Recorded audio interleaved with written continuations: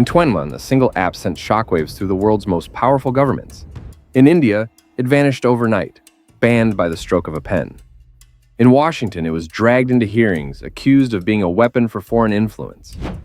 Yet on millions of phones, people kept scrolling, laughing, and dancing, unaware that their pastime was the center of a geopolitical storm.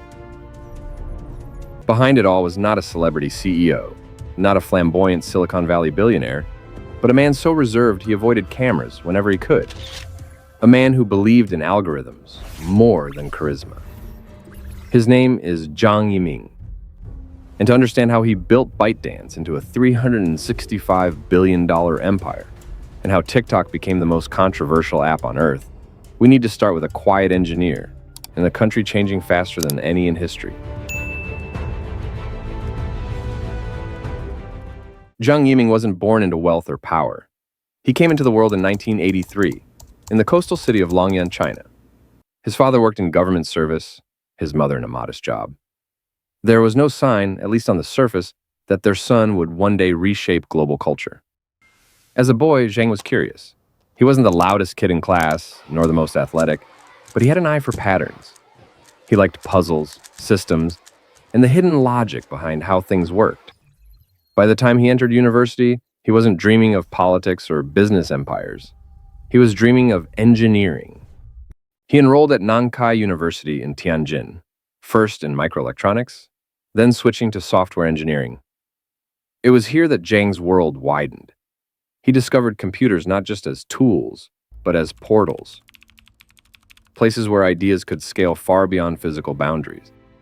Unlike many young Chinese students of his generation, Zhang didn't gravitate toward memorization or rote learning. He gravitated toward building. He loved code because it was clean, logical, and powerful. If he wanted to create something new, he didn't need permission, only a keyboard. After graduating in 2005, Zhang landed a job at a travel booking site called Kuxun. At first glance, it seemed ordinary, but Zhang quickly stood out. Instead of sticking to narrow tasks, he dove into the company's entire system.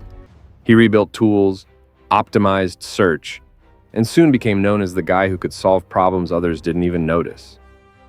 Within a few years, Zhang climbed to become technical director. It was a taste of leadership, but not the kind Silicon Valley celebrates. Zhang wasn't loud. He wasn't flashy. He led through design, through systems, through showing people that the logic of the machine could transform a company. But quietly, he was observing something bigger. He noticed how information online was chaotic, scattered across forums, blogs, and news portals. People wanted knowledge, entertainment, and answers, but the experience was clumsy. What if, Zhang wondered, technology could organize the internet not by human editors, but by algorithms that learned from each user's behavior? That thought would become the seed of an empire. And to see how Zhang turned that idea into a company larger than Facebook at its peak, we have to step into 2012, the year ByteDance was born. By 2012, China's tech scene was exploding. Alibaba dominated shopping. Tencent ruled messaging with WeChat. Baidu held a search. It looked like the big players had already carved up the market. For a newcomer, there wasn't much room left. But Zhang Yiming wasn't interested in copying them. He was focused on a problem no one had solved yet: how to make the flood of information online feel personal. That year, Zhang founded a small startup in a Beijing apartment. He called it ByteDance. The name sounded modest, almost nerdy. Just bytes and data dancing together. But Zhang had a radical vision, an algorithm-first company where machines would learn what each person wanted before they even realized it themselves. The first product wasn't TikTok.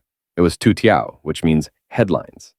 A news app with no editors, no curators, just an algorithm that watched what you clicked, how long you lingered, and what you skipped. The more you used it, the more it learned. And the more it learned, the harder it became to put down. Imagine a system where every recommendation is not just a guess, but a precise prediction driven by interconnected data. Investors were skeptical. Media companies were still built on humans deciding what mattered. Editors, journalists, curators. Could an algorithm really know better? The answer came quickly. Users didn't just like Toutiao, they loved it. By 2014, the app had tens of millions of daily users. Articles surfaced like magic, tailored to each reader's hidden preferences. People weren't just reading the news anymore. Behind the scenes, Zhang kept refining his formula. While rivals spent money on flashy marketing or celebrity endorsements, he poured resources into engineering talent and machine learning. ByteDance became known as a company run less like a startup and more like a lab. But this obsession with algorithms wasn't just technical genius, it was business genius. Because once ByteDance proved it could master news, the same model could apply to entertainment, education, even short videos. And it was a short video that would change everything. In 2016, ByteDance launched Douyin, a short video app for the Chinese market. It looked fun, simple, playful, but under the hood, it was powered by the same learning machine that had made Toutiao so addictive. Videos didn't go viral because of who posted them, but because of how people reacted to them. A kid in a small town could go from nobody to star overnight simply because the algorithm noticed people couldn't stop watching. It was the opposite of traditional social media.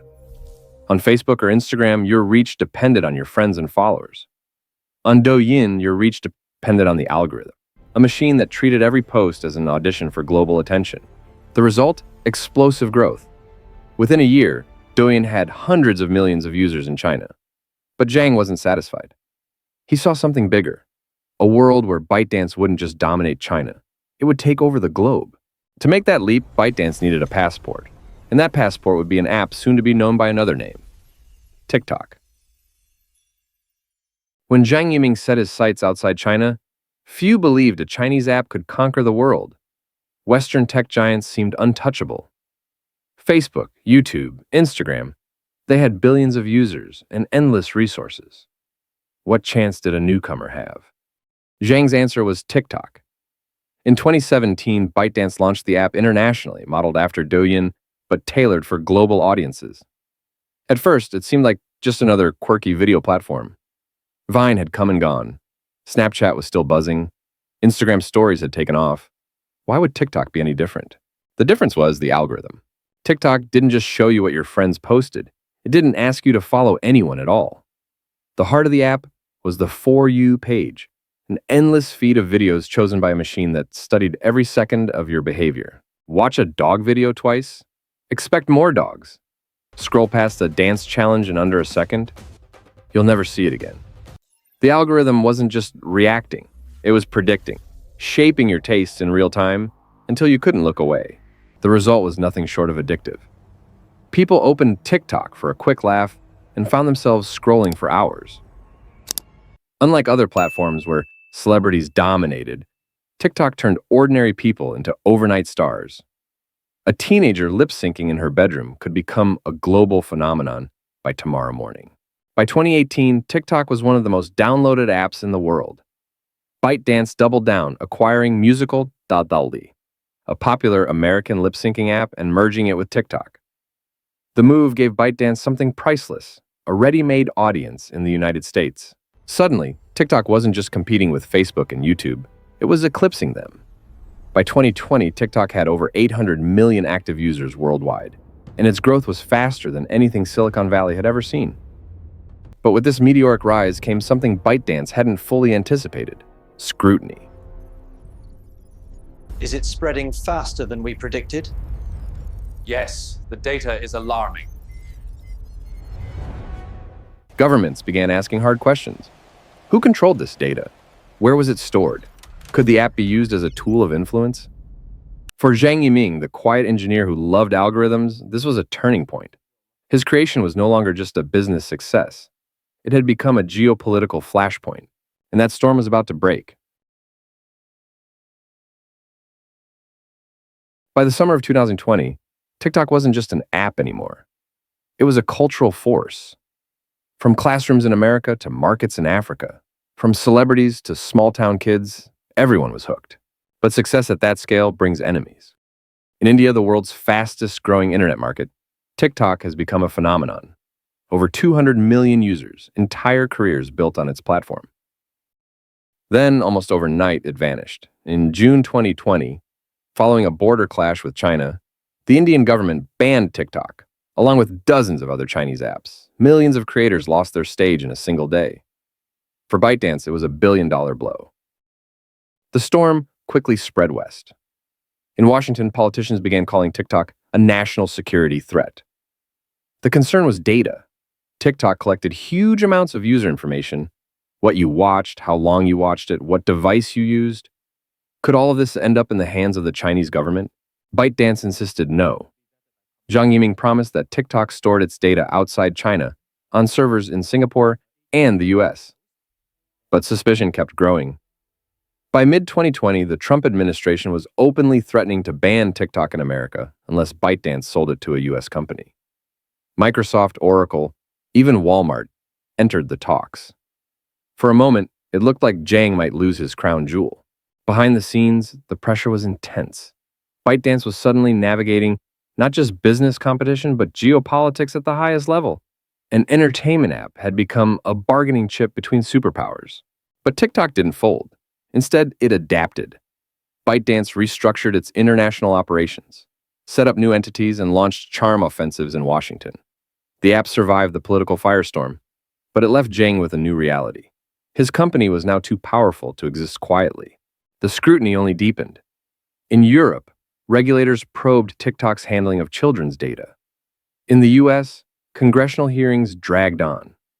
Every viral dance, every trending meme, every teenager scrolling late into the night was now part of a larger question. Who really controlled TikTok's future? For Zhang Yiming, the introverted engineer, the spotlight was unbearable. He had built an empire on algorithms. But now he was facing politicians, journalists, and regulators demanding answers. And soon he would make a decision that shocked everyone. In May 2021, Zhang Yiming shocked the tech world.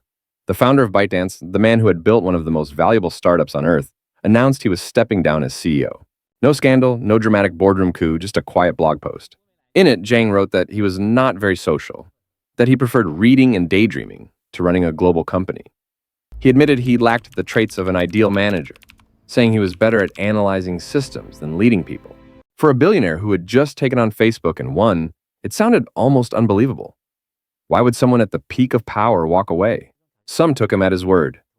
Zhang was a classic introvert, uncomfortable with the glare of international attention. Others suspected there was more beneath the surface. After all, China's tech industry had entered a new era of scrutiny. The government was reining in its largest internet companies, cracking down on everything from monopolies to data privacy. Jack Ma, once the most famous entrepreneur in China, had already vanished from public view for months after criticizing regulators. Was Zhang stepping aside voluntarily? Or was ByteDance restructuring to align with the state's priorities? Officially, he remained ByteDance's founder and chairman. Unofficially, he disappeared from the spotlight. No press conferences, no social media presence. He slipped back into the shadows, exactly where he was most comfortable. Yet even without Zhang at the helm, ByteDance kept growing. TikTok's user base surged past 1 billion. Revenues skyrocketed. And while Zhang no longer appeared in public, his influence remained woven into the DNA of the company. But what about his personal fortune? Stepping away from the CEO role didn't mean stepping away from wealth. In fact, as ByteDance's valuation soared, Zhang's net worth exploded, making him one of the richest men alive. And to grasp the scale of his fortune, we need to follow the numbers. By 2024, the quiet engineer who once tinkered with code in a Beijing apartment had become China's richest man. Zhang Yiming's fortune was estimated at 43 billion by Bloomberg, catapulting him past titans like Pony Ma of Tencent and Zhang Shanshan of Nongfu Spring. But Zhang's wealth wasn't just numbers on a list. It was tied to a company valued at nearly 365 billion, more than the GDP of some countries. ByteDance wasn't just a startup anymore, it was a financial powerhouse, with tentacles in every corner of the digital world. TikTok generates billions in ad revenue each year. Its Chinese sibling, Douyin, was equally dominant at home. ByteDance had expanded into gaming, education, enterprise software, even healthcare.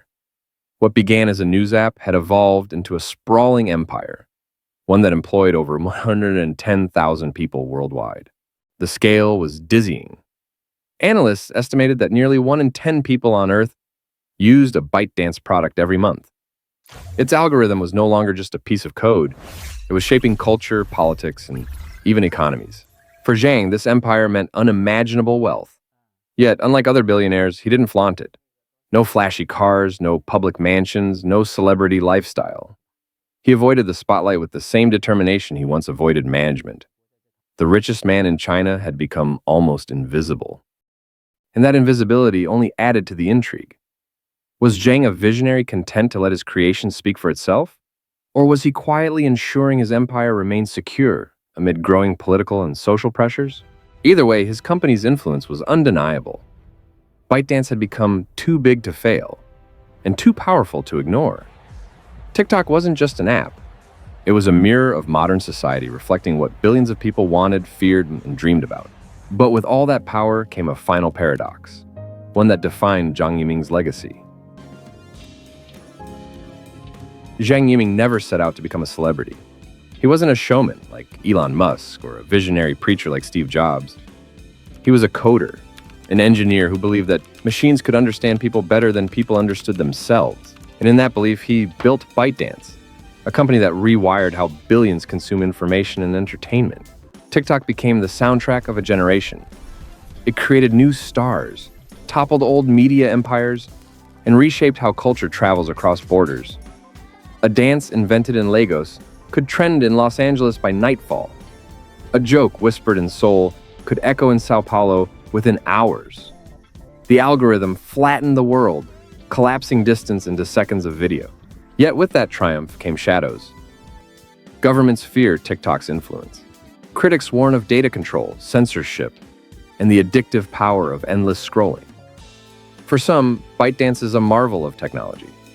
For others, it is a threat to sovereignty itself. At the center of this storm is a man who chose silence. Zhang Yiming stepped out of the spotlight, leaving the empire to run without his face attached. He became the richest person in China by vanishing from public life.